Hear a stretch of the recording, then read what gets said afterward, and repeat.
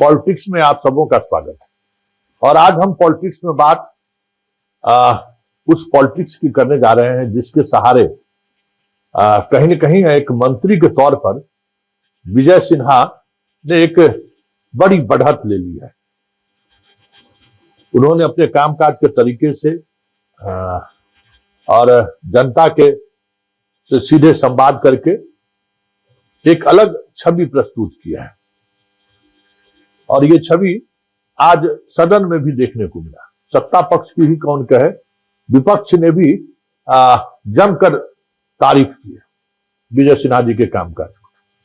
मतलब ऐसा कम ही होता है कि किसी मंत्री के कामकाज की तारीफ विपक्ष भी करे, वो भी सार्वजनिक मंच से नहीं, विधानसभा में। मतलब वो अब समझ सकते हैं। ऐसे में यह सवाल उठना लाजमी है कि आखिर विजय सिन्हा ने ऐसा किया क्या जो आज तारीफ पर तारीफ हो रही है। क्या सिर्फ तारीफ है या फिर सच्चाई भी है? लेकिन एक सवाल है कि विजय सिन्हा के उस अभियान के बिहार में स्वाभाविक तौर पर लगातार भूमि की वजह से ही घटनाएं घटित होती है। पुलिस सबसे ज्यादा भूमि विवाद में ही फंसते हैं और वह उसी मामले में बड़ी घटनाएं घटती है। अप्रत्याशित तौर पर 33% पुलिस रिकॉर्ड पर अगर गौर करें तो भूमि की वजह से जो विवाद होता है उसमें 33% की कमी आई है। वर्षों से लंबित मामले जो सीओ दफ्तर से लेके पंचायत सचिव के अंदर खाने तक दबा था, वो सब एक एक करके बाहर निकल रहा है। मतलब मंत्री का हरकाना जो है ना, वो एकदम काम आ गया है। और यही वजह है कि मंत्री की आज तारीफ हुई। लेकिन तारीफ के बीच उन्होंने एक संकेत भी दिया है कि बिहार के जो भू माफिया है, बालू माफिया है, वो इस अभियान को कहीं न कहीं बेपटरी करना चाहते हैं। इसलिए बिहार की जनता को सजग रहने की जरूरत है और बिहार की जनता को हमारे साथ और हम पर भरोसा करना चाहिए। आज सदन में उन्होंने लंबी बातचीत की और उस बातचीत के बाद जब बाहर बातचीत मतलब सदन में बजट पर लंबी बहस की, लंबी बातें उन्होंने कही है, बहुत बड़ी बातें। लेकिन कुछ बातें ऐसी कही हैं सदन के बाहर जिन्हें सुनने की जरूरत है, क्योंकि ये हमारे आप सबों से जुड़ा हुआ मुद्दा है। क्योंकि बिहार में जमीन एक अलग तरीके का जंजाल बन चुका है। उससे बाहर निकलने का क्या रास्ता हो सकता है, इस पर मंत्री ने बहुत बड़ी बात की है। जरा सुनिए क्या कह रहे हैं मंत्री। हमने संकल्प लिया है, सरकार ने संकल्प लिया है कि स्पष्ट भू संपदा, सुशासन, समृद्धि से शांति सर्वदा, और हम आने वाले पीढ़ी को ये भूमि विवाद के अभिशाप से मुक्त करने का, सर्व समाज के बीच सामाजिक सौहार्द बढ़ाने का, पारिवारिक विवाद मिटाने का, माननीय न्यायालय पर मुकदमों का बोझ कम करने का और पुलिस को भी दखल कब्जा और मकान बनाने से मुक्त करने का हमने कई निर्णय लिए हैं। और सरकार परिमार्जन, दाखिल खारिज, नापी, भूमि विवाद, भूमिहीनों को बसाने का ये संकल्प को साकार करने पर स्पष्ट अपनी नीति को साफ नीयत से रखा है। लोगों ने स्वीकारा भी है। आज 2 महीने के अंदर जो अंतर आया हमने बताया भी है, और जिन लोगों ने प्रश्न उठाया उनको हमने जवाब भी दे रहे थे।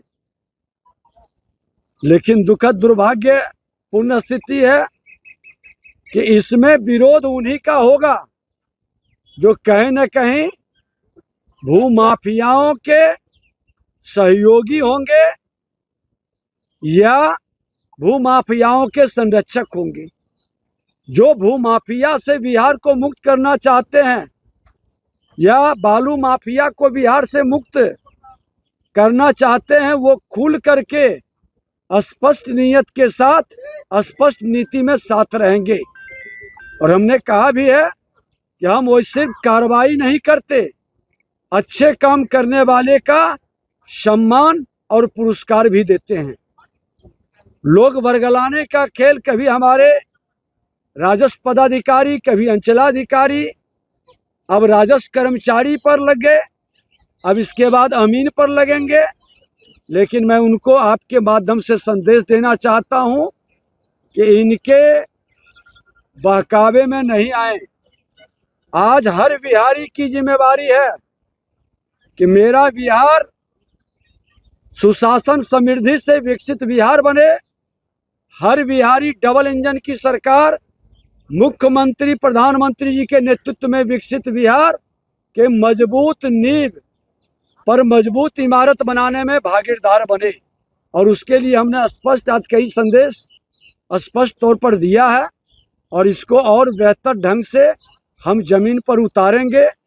अभी तो प्राथमिकता में हमारा जो फर्स्ट चरण में है, उसके बाद भूमि विरहित जमीन को भूमि विवादित बनाने वाले भूमाफियाओं पर एफआईआर शुरू कराएंगे और सरकारी जमीन पर कब्जा करने वाले को चिन्हित करेंगे।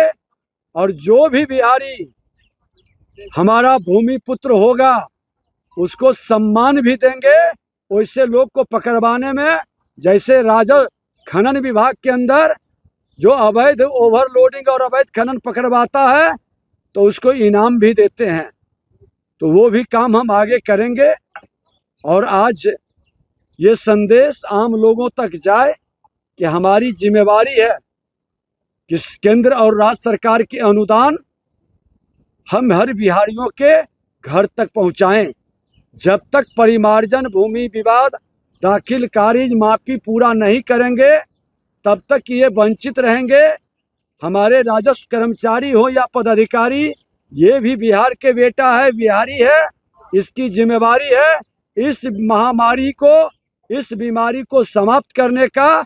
और जो समाप्त करने में भूमिका निभावेगा उसके इच्छा अनुकूल हम सम्मान भी उसका बढ़ाएंगे। सर, बिहार में लगातार जो है कि हत्या और जो है कि रेप का मामला बढ़ रहा है। समस्तीपुर में जो है कि आज कर दिया गया। विपक्ष के विधायकों ने विधान परिषद में पहले तारीफ की थी और आज बजट के दौरान, बजट भाषण के दौरान भी कई विधायकों ने विभाग के कामकाज से संतुष्टि दिखाई और तारीफ की। नहीं, मैं सबका आभार व्यक्त करता हूँ। हमने कहा सदन के अंदर कि पक्ष हो या विपक्ष हो, हमारे कार्यक्रम में सभी लोग सहयोग कर रहे हैं। इससे बिहार के गौरवशाली इतिहास दोहराने का फिर से संभावना बढ़ गई है। क्योंकि पक्ष और विपक्ष के मन के अंदर अगर जो सकारात्मक सोच आता है तो निश्चित तौर पर हमारा बिहारी जो आपसी लड़ाई और विवाद में फंसा था, जिसके कारण हम बहुत आगे थे, आपसी लड़ाई और आपसी सामाजिक सौहार्द बिगड़ने के कारण पीछे जा रहे थे। मैं तो उनसे आग्रह भी किया था कि आप सब चाहते हैं कि भूमि सुधार जन कल्याण संवाद आगे बढ़े। मैं अपने कार्यक्रम में माननीय विधायक या सांसद वैसे जनप्रतिनिधि को नहीं बैठाते हैं ताकि वहाँ विवाद पैदा नहीं हो। जो शिकायत करता है, आवेदन करता है, जनप्रतिनिधियों के लोगों के बारे में भी शिकायत लेके आते हैं तो विवाद न पैदा हो इसके लिए। और वो लोग भी इस बात को समझ करके हमको सहयोग करते हैं। तो निश्चित तौर पर यह विवाद, आज मैं बता दूं कि ठीक कहे हमारे विपक्ष के एक बड़े पढ़े लिखे माननीय सदस्य मनोहर बाबू कि 60%, वो तो DIG IG रैंक में भी रहे हैं, 60% जो विवाद होता है वो भूमि विवाद है।